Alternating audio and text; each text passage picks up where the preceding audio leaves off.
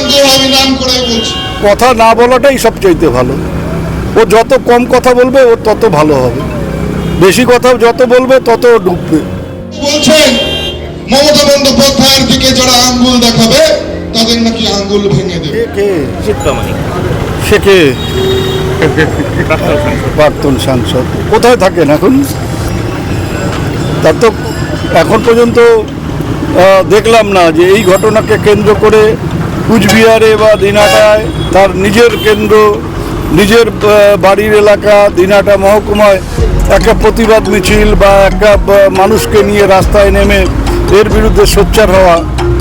যার সেইটুকু ক্ষমতা নেই বা যার সেইটুকু মানসিকতা নেই, তার তো কথা না বলাটাই সবচাইতে ভালো।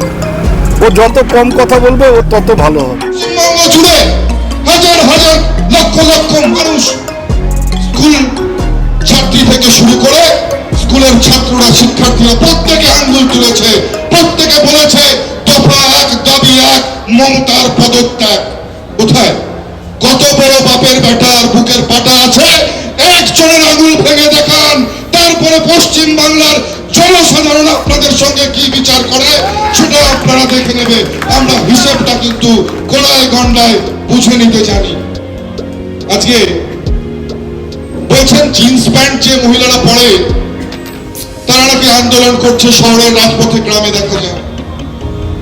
কোন পোশাক নিয়ে ডিসক্রিমিনেট করা, পোশাক নিয়ে নারী পুরুষের মধ্যে ভেদাভেদ সৃষ্টি করা, এটা তৃণমূল কংগ্রেসের যারা নেতা, তৃণমূল কংগ্রেসের যারা মন্ত্রী, তারাই করতে পারে।